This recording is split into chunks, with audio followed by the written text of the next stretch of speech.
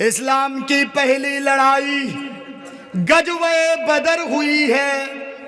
जो लोग हज करने गए हैं, मक्का और मदीना का दौरा जो लोग किए हैं, सुन लीजिए इस्लाम की पहली लड़ाई गज़वे बदर हुई है सन 2 हिजरी में।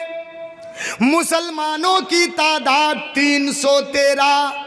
कितने मुसलमान? 313। काफिरों की तादाद 1000। कौन जीतेगा? कौन जीतेगा? 313 मुसलमान, काफिर 1000। जीतेगा कौन? मुसलमान। 313 के पास तलवार है तो ढाल नहीं। गौर से सुनिए, मुसलमानों के पास तीर है तो तीर को छोड़ने के लिए कमान नहीं है। एक सवारी में 2-2, 3-3 आदमी बारी बारी सवार होकर के जा रहे हैं। सुनो सिलामपुर वालों, काफिरों की तादाद 1000 है। उनके पास तीर भी है, उनके पास कमान भी है, उनके पास तलवार भी है, उनके पास ढाल भी है। कोई मुकाबला नहीं।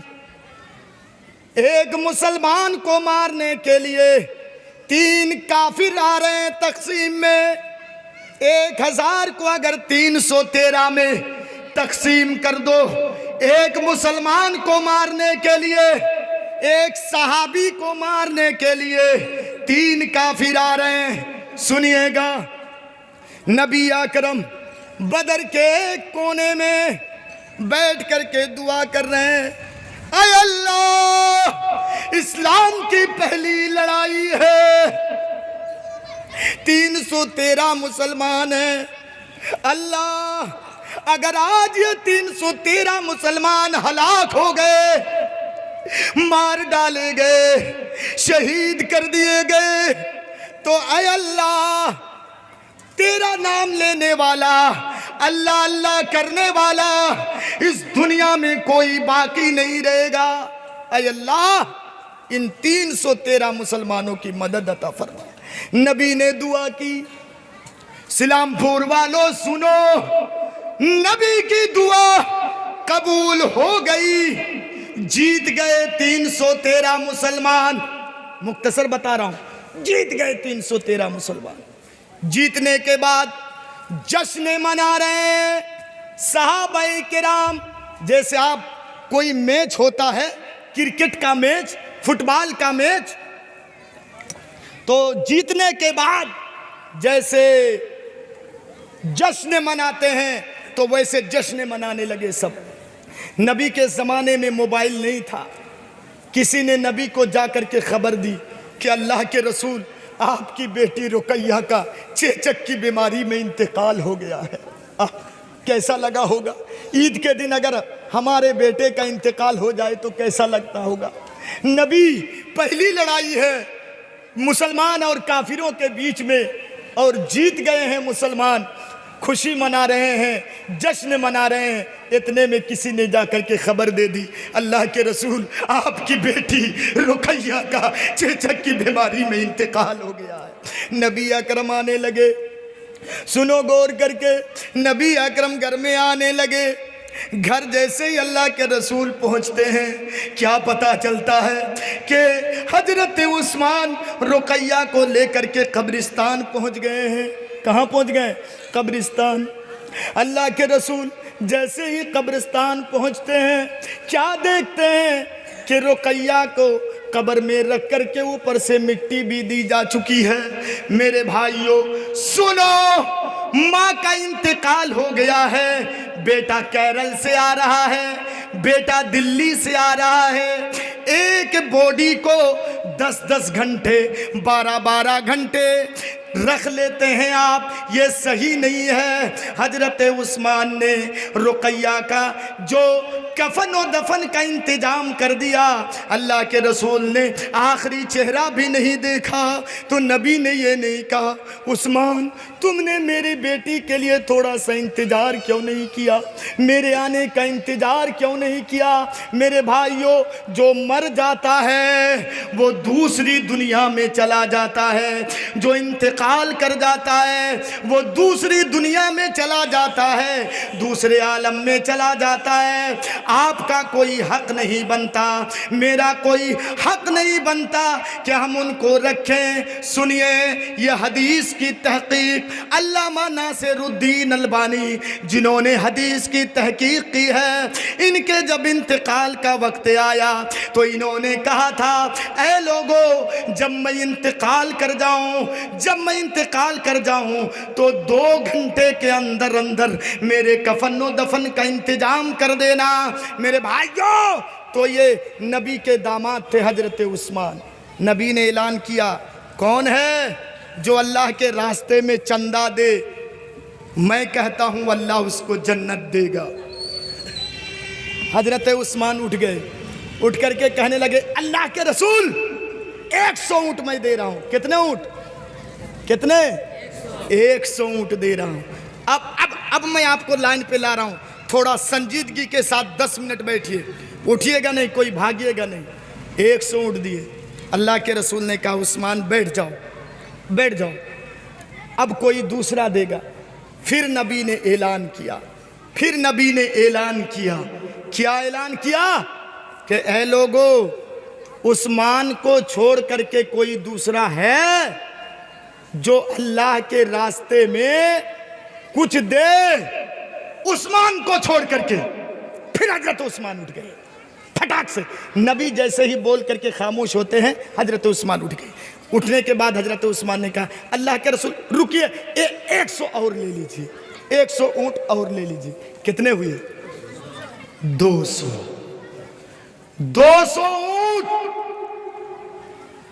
एक ऊंट की कीमत फिलहाल आज के जमाने में 40 से 50 हजार, वो भी नॉर्मल ऊंट। नबी की एक आवाज में हजरत उस्मान 100 ऊंट दिए।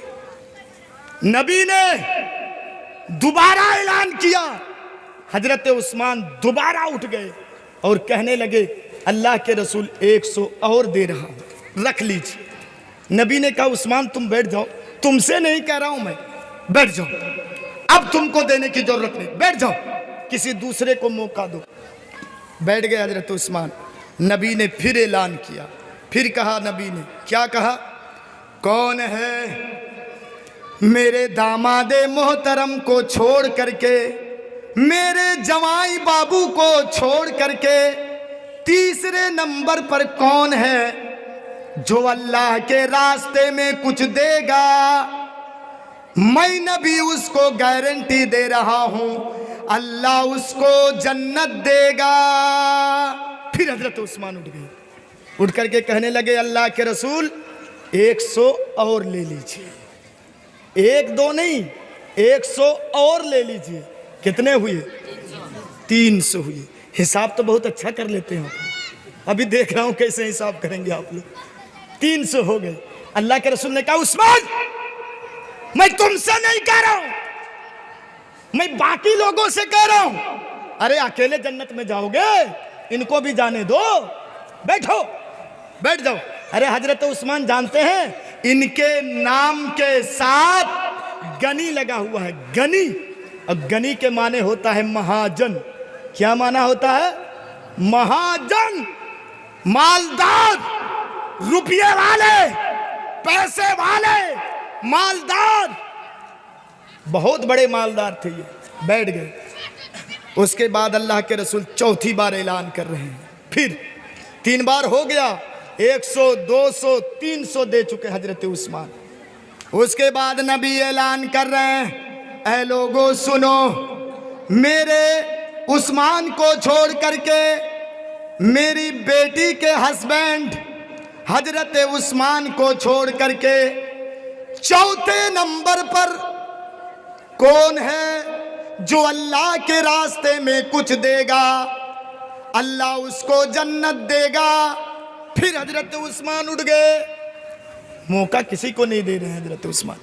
अल्लाह के हजरत उस्मान कहते हैं अल्लाह के रसूल, चंदा किसी से लेने की जरूरत नहीं, मुझसे ले लीजिए, जन्नत हमको दीजिए, हमको जन्नत हमको दीजिए, मुझसे चंदा लीजिए, 100 और ले लीजिए, लिख लीजिए 100 और। कितने हुए? 400। 400 दे चुके हजरत उस्मान। अल्लाह के रसूल ने कहा उस्मान मैं तुमसे नहीं कह रहा हूं, बैठो, दूसरों को मौका दो, उनको भी जन्नत में जाने का मौका दो, मैं तुमसे नहीं कह रहा हूं। बैठ गए। नबी ने फिर ऐलान किया, ऐ लोगों सुनो, उस्मान को छोड़ करके, दामादे मोहतरम को छोड़ करके 5वें नंबर पर कोई है जो अल्लाह के रास्ते में कुछ दे। सुनो लोगों, मेरा दामाद मेरी एक आवाज में 100 दिया, दोबारा मैंने ऐलान किया फिर 100 दिया, तीसरे बार मैंने ऐलान किया फिर 100 दिए, चौथे बार मैंने ऐलान किया फिर 100 दिए। ऐ लोगों, 5वें नंबर पे कोई है जो मेरे दामाद को छोड़ करके, मेरे दामाद के अलावा, इनको छोड़ करके, उस्मान को छोड़ करके 5वें नंबर पे कोई है जो अल्लाह के रास्ते में दे। फिर हजरत उस्मान खड़े हो गए। जैसे ही नबी बोल करके ऐलान करके खामोश हो रहे हैं, हजरत उस्मान खड़े हो जा रहे हैं। अल्लाह के रसूल, मैंने कहा ना कि चंदा किसी से लेने की जरूरत नहीं है, मुझसे लीजिए। चलिए 100 और दे रहा हूं। कितने हुए? 500। कैलकुलेटर लेके बैठे हैं क्या? हाँ, मोबाइल है ना, 500 दे दिए। अच्छा, नबी ने फिर ऐलान किया कि अरे उस्मान तुम बैठ जाओ ना, तुमसे नहीं कह रहा हूं मैं, तुमने 500 दे दिया है, बैठ जाओ, बहुत बड़ी रकम है ये, बहुत बड़ी रकम है, बैठ जाओ, तुमको छोड़ करके कोई दूसरा है? अरे सुनो मस्जिद में बैठे हुए लोगों, सुनो, उस्मान को छोड़ करके 6ठे नंबर पर, 6 नंबर पर कोई है जो अल्लाह के रास्ते में दे। फिर हजरत उस्मान खड़े हो गए। खड़े होने के बाद कहते हैं अल्लाह के रसूल, मेरे ससुर जी अल्लाह के रसूल, 100 और ले लीजिए, 100 और दे रहा हूँ। कितने हुए? 600। 600 ऊँट दे दिए। अल्लाह के रसूल ने कहा उस्मान तुम मेरी बात नहीं मान रहे हो। अरे मैं तुमसे नहीं कह रहा हूँ, बैठ जाओ ना, मैं तुमसे नहीं कह रहा हूँ, बैठ जाओ, तुम किसी दूसरे को मौका दो, किसी दूसरे को जन्नत में जाने की लालच देखिए मेरे भाइयों। नबी ने कहा उस्मान मैं तुमको समझा रहा हूँ, मैं तुमको समझा रहा हूँ, मैं तुमसे नहीं कह रहा हूँ, किसी दूसरे से कह रहा हूँ, मैं उनको भी मौका दो, बैठ जाओ तुम। हजरत उस्मान बैठ गए। नबी ने आखिरी बार 7वें बार जब अल्लाह के रसूल ने खड़े होकर के ऐलान किया, लोगों गौर से सुन लो, गौर से सुन लो, मेरा दामाद 700 ऊँट दे चुका है, मेरा दामाद 700 ऊँट दे चुका है। मेरे दामाद को छोड़ करके, मेरे दामाद को माइनस करके, मेरे दामाद को अलग करके कोई है जो अल्लाह के रास्ते में दे, मैं उसको गारंटी देता हूं कि अल्लाह जन्नत देगा। फिर हजरत उस्मान उठ गए, कहने लगे अल्लाह के रसूल चंदा किसी से लेने की ज़रूरत नहीं, मैं अकेले दे रहा हूं, अल्लाह के रसूल जन्नत मुझे दीजिए। 7वीं बार खड़े हो गए। कितने ऊँट हुए इस्लामपुर वालों? 700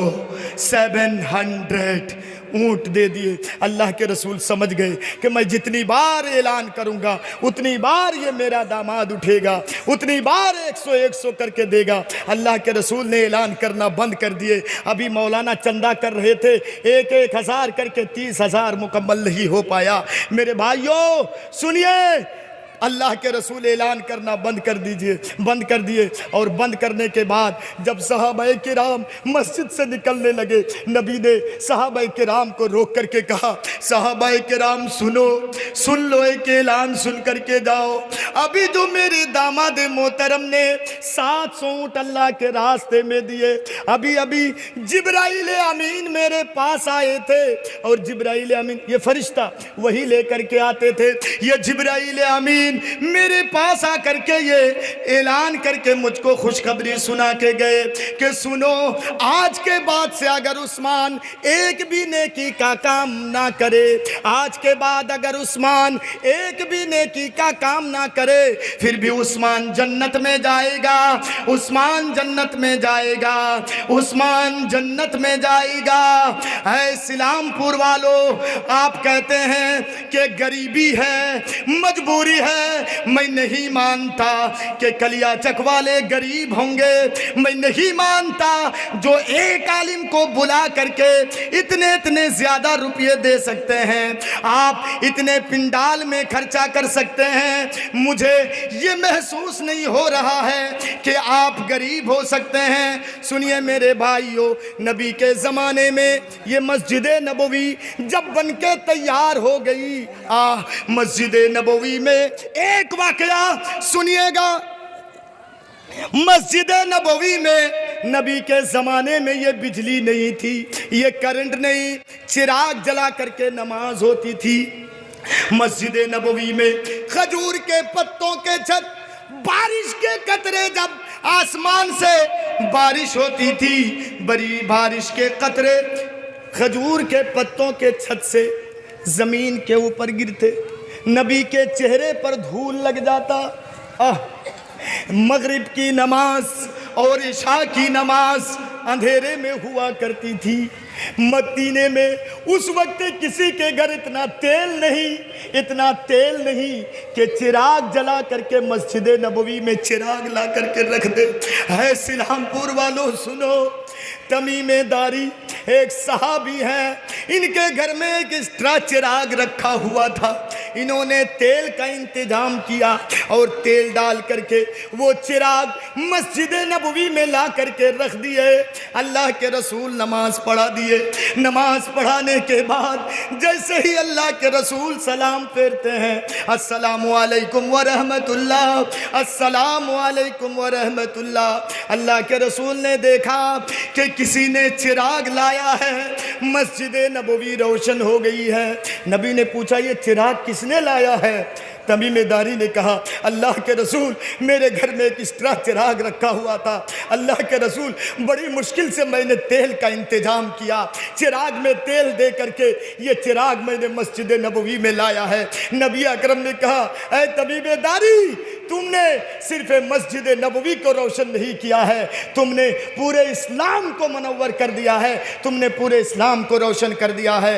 ऐ इस्लामपुर वालों, रात का 12 बज गया है। सुनिए, मुझसे पहले मौलाना चंदा किए हैं, मैंने नबी के दामाद मोहतरम का वाक़या आपको सुनाया। सुनिए, मैं चंदा नहीं करता हूँ, लेकिन जब कहीं कहा, मुझे इशारा किया जाता है और कहा जाता है, और अल्लाह के वास्ते जब मैं पब्लिक के सामने हाथ फैलाता हूँ तो कसम खुदा की मेरे भाइयों, वहमो गुमान के खिलाफ चंदा होता है। ऐ भाइयों, मैं आपसे 1000 नहीं लूँगा, मैं आपसे 2000 नहीं लूँगा, मैं आपसे 5000 नहीं लूँगा, बस अल्लाह जाने आपके जेब में जो है, चाहे 1 ही रुपये का सिक्का क्यों ना हो, 10 ही रुपये का नोट क्यों ना हो, मैं खड़ा हूँगा अल्लाह के वास्ते। एक नारा लगा करके एक भी भाई नहीं छूटना चाहिए। मेरे भाइयों, अल्लाह को छोड़ करके, मजहब इस्लाम में अल्लाह को छोड़ करके किसी के सामने हाथ जोड़ना जायज़ नहीं है। लेकिन ऐ सरदार टोला वालों, सिलामपुर वालों, मेरे भाइयों, मेरे मामुओं, मैं आपके सामने हाथ हाथ जोड़ के अपील कर रहा हूँ, ये मस्जिद का जलसा है, मस्जिद के लिए फ़ायदा होगा, मस्जिद के अकाउंट में जाएगा। मैंने आपके सामने हाथ जोड़ा है, हाथ जोड़ के मैं आपके सामने खड़ा हो रहा हूँ। जिनके जेब में जितना है कोई छूटना नहीं चाहिए, कोई भी छूटना नहीं चाहिए। अल्लाह देख रहा है। अगर आपको 100 देने की कुव्वत है, अगर आपको 200 देने की कुव्वत है तो 10 रुपया दे करके काम मत चलाइएगा। मैं देखूंगा कैसा ईमान है।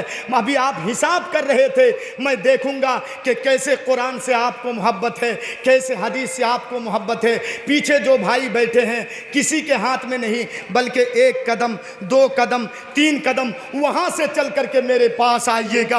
अल्लाह कदम कदम में सवाब देगा, अल्लाह कदम कदम में आपको सवाब देगा। मैं नारा लगा के खड़ा हो रहा हूं, कोई भी छूटना नहीं चाहिए, एक भी भाई छूटना नहीं चाहिए।